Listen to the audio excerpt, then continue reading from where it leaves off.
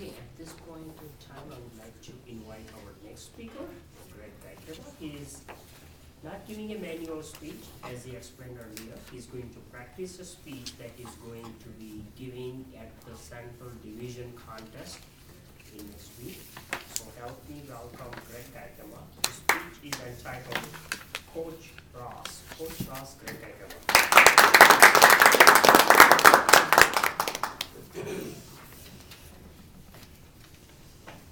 Words have powerful meanings, and each and every one of you here today is going to have a chance to change someone's life through your words.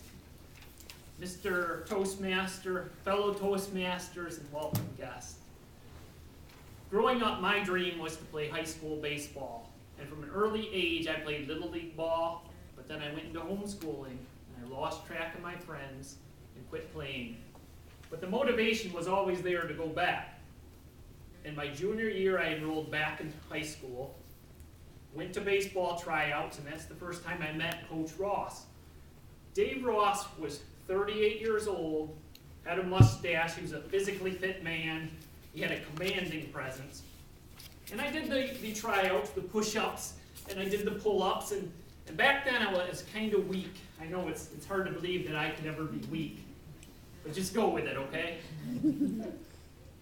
So at the end of tryouts, Coach Ross called to me, "Gaikema, I want to see you in my office." So I walked into Coach Ross's office and he said, "Gaikema, I'm afraid you just don't have the muscles to make the team." And my heart sank because I had thought so long about this moment. For about a week I contemplated giving up on my dream, but then I thought, I've got a year, I can still train and get bigger and stronger. And over the next year I trained and I beefed up. I gained 7 pounds. I came in my senior year at 142 pounds, ready to go. Coach Ross was there again. I did my push-ups. I did my pull-ups. I tried my hardest. And again, at the end of the tryouts, Coach Ross said, "Gaikema, I want to see you in my office." And in my heart, I knew that I had not made the team again. I slid in the chair opposite Coach Ross, and he looked at me and he said, "Greg, I'm shocked you came back after last year. But I tell you what, I'm impressed that you had the guts to come back, and if you don't mind playing in games where we're getting blown out, or playing in non-league games, I can find a spot for you on the team." I said, "Yes, it's great, I just want to play." Our first game, I struck out twice against Sparta. Once with the bases loaded. I began to think of Coach Ross's words about playing in blowouts, and I thought, he just let me on the team because he felt sorry for me. It got worse. The next practice, our team was making errors, and every time my teammate would make an error, Coach Ross would have them run a lap around the long ball field. You could say Coach Ross was nefarious. I was in left field, and the ball was hit to me, and the sun was in my eyes. I couldn't see, and it hit me in the eye and broke my glasses, and I fell to the ground. The pain was terrible, but not as bad as the embarrassment that I felt because it was clear to everyone I was not good enough to make the team. My teammates gathered around. Coach Ross ran over. He said, "Gaikema, are you okay?" And I picked my glasses mangled off the field, held them up, and said, "Coach Ross, do I have to run 2 laps for that?" And my teammates laughed, and they ran back to their spots. But Coach Ross stayed behind. He smiled, he put his arm on my shoulder and said, "Greg, you just earned a lot of respect there with the guys." He didn't say, "You got hit in the eye with a baseball, you fool." No, he was rooting for me. I felt great. He was waiting for me to fit in with the other guys. This wasn't about baseball, it was about life. And I grew with a new confidence. The next game we were losing to Morley Stanwood, 13-0.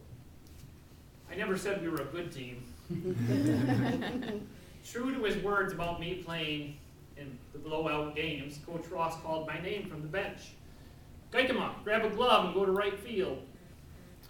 Now, God has a sense of humor because the girls' softball game was next door and it had just gotten over, so all the girls I like can now see me make a fool of myself. But I tried to stay confident.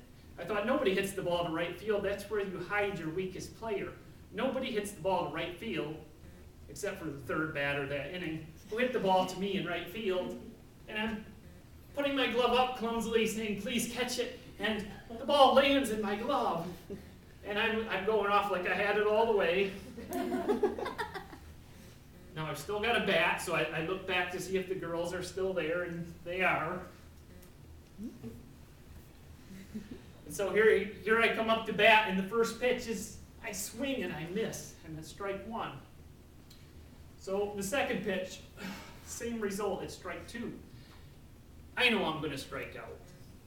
It's obvious, but here's my thought. I've seen on TV the professionals take the bat and tap it on their feet, and they look cool while they're doing it. So I might as well look cool if I'm going to strike out. So I'm tapping that bat on my foot, and the third pitch is coming, and a voice in my head says, you're timing it wrong. Hold on a split second longer. So I wait, and I line the ball in the left field. And it's my only hit I ever have got in my high school baseball career. Coincidence? I think not. I attribute it to the powerful words that Coach Ross gave me when he was rooting for me to fit in with the club. Here's where I'd like to just take a little plug for Toastmasters, because as I mentioned, I went to homeschool, and I was actually voted the shyest in my high school class. Since joining Toastmasters, some of my club members will tell you that they can't get me to shut up now. So it's the self-confidence of my club members rooting for me to succeed, go up there and give another speech. And now I even get to tell the story about Coach Ross, because I'm not afraid to do so. Now this story does have a sad ending. Coach Ross did pass away in a motorcycle accident in 1997. And here's a poster my parents got from his memorial. Now he probably knew how much baseball meant to me. He let me on the team despite me getting cut the first year. But what he didn't know was that 16 years later, one of his ball players would be giving a speech about him because of his words. So what I would give you from this, the moral, if you have friends or family, don't tell them what they did wrong. They know what they did wrong. You need to show them that you're rooting for them. Tell them to get up there again, and they can reach their goal. As I reached my goal of playing high school baseball because of powerful words, you too can also help someone reach their goal. Mr. Kilsby.